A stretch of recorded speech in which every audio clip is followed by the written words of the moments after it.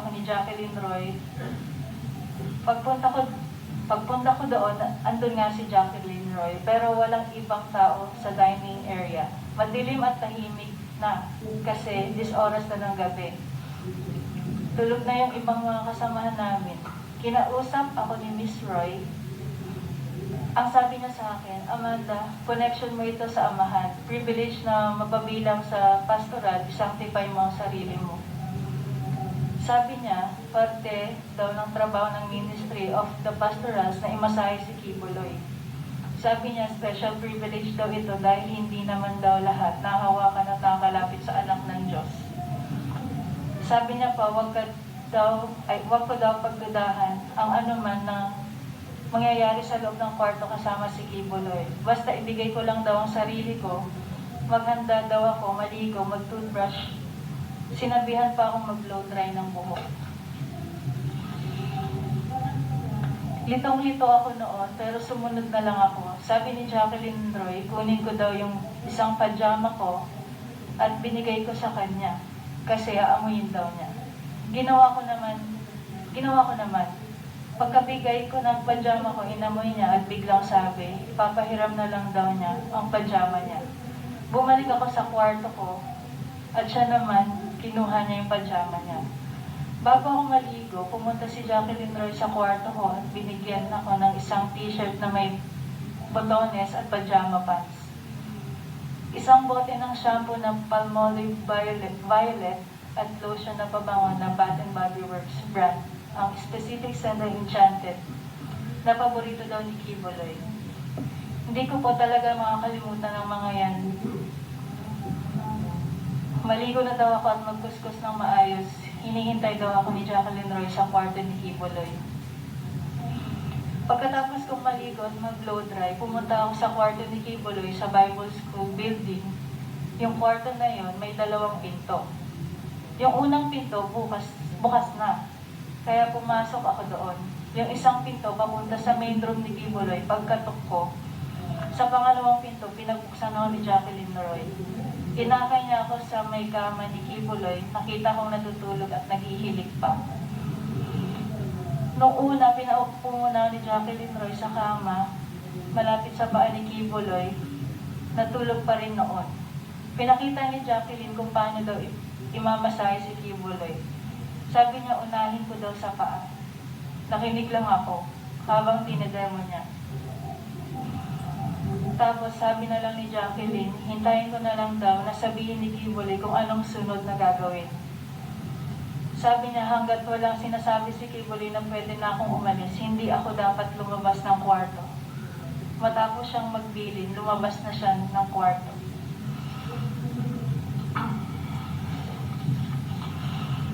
Pagkaalis ni Jacqueline, sinimulan ko na yung pagmamasahe hanggang sa namasahe ko na ang paa at likod niya.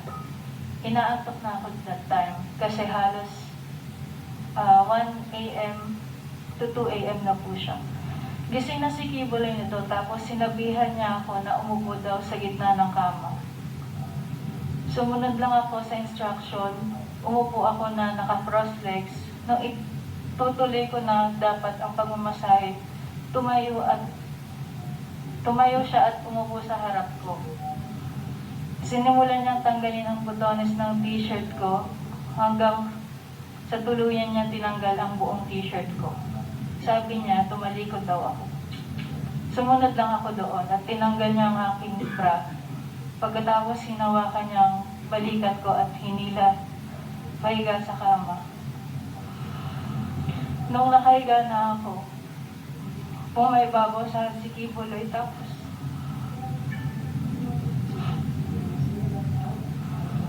kahit pareho pa kaming nakapajama nun, kinikis-kis niya ang ari niya sa ari ko.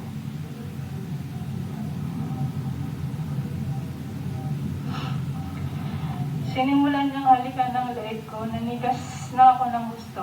Gusto kong sumigaw ng tulong at tanungin kung ano ang ginagawa niya. Pero naalala ko na bawal akong mag-question. Paumanhin po, Madam Chair, kung maselan ito, halo po ito sa aking sinumpaang salaysay. Nung tinigasan na siya, sinimulan niyang tanggalin ang pajama at pants at underwear ko.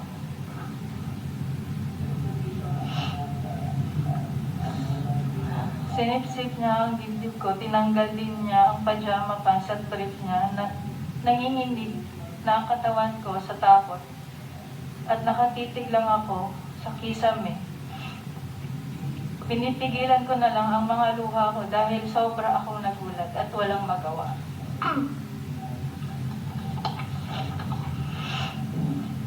Pagkatapos ay tuluyan na akong pinagsamantala ni Apollo Kibuloy nung siya ay natapos na. Pumunta siya sa CR. Tulala pa rin ako, nakatitig lang sa kisame. At dito nagsimula na akong umiyak. First time ko kasi ito. Ang dami kong tanong pero inisip ko na lang para makampante na baka ito ang kalooban ng Ama sa buhay ko. Pagkabalik ni Kibuloy galing CR, inutusan niya akong magdamit na ulit. Umupo ako sa sulok ng kama at patuloy ang pag-iyak ko. Tapos tinawag ko ni Kibuloy. Sabi niya, Amanda, humiga ka dito sa tabi ko at matulog ka na. Natulog ako nakatalikod sa kanya pero niyakap niya ako at humawak pa sa dibdib ko. Pagdating ng alas 6 o alas 7, pinabalik na ako sa kwarto ko. Sinabihan niya pa ako, mamaya paggising mo ng maaga, huwag kang lalabas sa main na pinto. Doon ka sa likod sa garden. Tumango lang ako at sinabing, opo. Nais ko lang bigyan din na minor pa ako noong nangyari ang mga ito.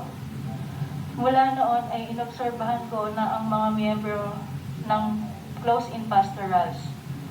May isang pastoral lagi na maliligo, magbibihis at gagamit ng kaparehong shampoo at body wash na ginagamit ko. Tulad rin sa naranasan ko, babalik ang pastoral mga alas 6 o alas 7 ng umaga. Wala noon, gusto ko na talagang umuwi sa amin. Hindi ko naintindihan ng KJC Ministry.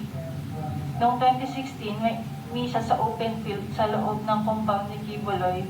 Habang nangangaral siya, hiniram ko ang telepono ng isang pupang kasamahan at tinawagan ko ang nanay ko na saktong nasa airport noon. Napaiyak ako habang nagmamakawa sa nanay ko na balikan ako sa compound. Pagdating niya, napaiyak ako ulit.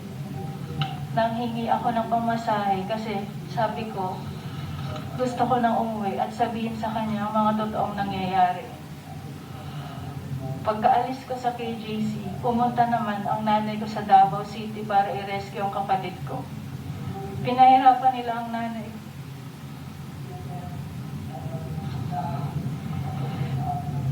Pero dahil minor ang kapatid ko, sa kalaunan ay na-release din siya. Ang masasabi ko lang, sobrang traumatic ng pinagdaanan ko sa loob ng KJC ko.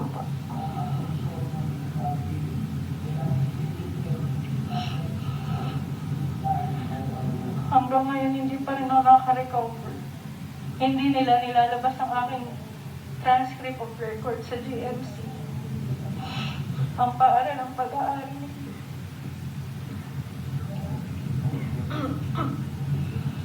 Dahil may utang daw kaming tuition, kami ng kapatid ko. Samantalang, una pa lang, sinabi nila na kami ay scholar. Nakipag-ugnayan na rin ako sa mga dating pastoral na hindi na rin konnektado sa KJC. Ibinahagi din nila sa akin ang kanilang mga kakilakilabot na karanasan sa loob. Alam kong hindi lang ako ang minor de edad na biktima ng sexual harassment ni Kibuloy. Pinapasalamatan ko ang committing ito sa pagkakataong magsalita sa harapan ninyo ngayon. Thank you. At higit, Amanda, pinasasalamatan ng komite ang iyong pagdalo dito ngayong umaga at pagkwento ng iyong kwentong buhay kahit napakahirap. At niyayakap ka po ng komite. Maraming salamat sa pagsalita mo.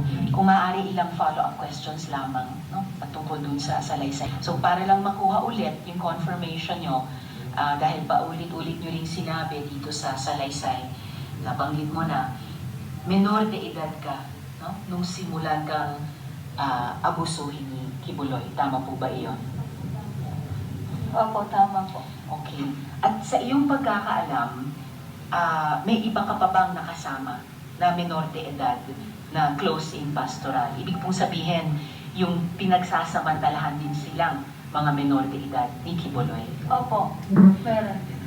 Sa iyong pag-estima, Amanda, mga ilan ang pastoral na close-in ni Kibuloy, minor man o hindi, at any given time? During my time po, may meeting po kasi kami noon. Pinagsama-sama kami sa isang room. Tapos may list po ng pastoral. Doon ko po nakita na nasa 200, mahigit po kami. Pero hindi po ako ganun kasigurado kung close-in po ba, o close-in lang po ba yon or kasama ang outer circle ng pastoral. Kasi may dalawa pong klase ng pastoral. Inner circle at outer circle po. So yung inner circle na pastoral, yun yung whether menor de edad o hindi menor de edad, pinagsasamantalahan ni Kibuloy. Opo, yun po ang inner circle. Yun. And then yung outer circle, yun po yung bumubuo ng kabuuang 200. Yung outer circle po, yun yung susunod na maging inner circle. I see. Ano yun? Parang tinitrain pa sila, hinahanda pa sila. Parang ganun po. Okay. Ano po ba yung mga sinabi nila? Halimbawa itong paulit-ulit ko ning narinig na pangalan na si Jacqueline Roy. Binanggit din nung si Elias Sofia, Jacqueline Roy. Ano po yung privileges na sinasabi nila sa pagiging pastoral? May mga perks ba yan? May special treatment ba? At kaya ko po tinatanong, Miss Amanda, kasi gusto ko lang ikumpara yung pagtrato dun sa ibang mga regular members na nagpapagod naman na maglimos, no, sa mainit na kalsada. So, pero sa pastoral, ano yung special treatment kunyari na ipinapangako? Pag napabilang ka po sa tinatawag na pastoral, pwede ka pong makapag-aral, makakain ng masasarap na pagkain. Yung tirahan po namin doon, aircon, yung shower namin, may heater.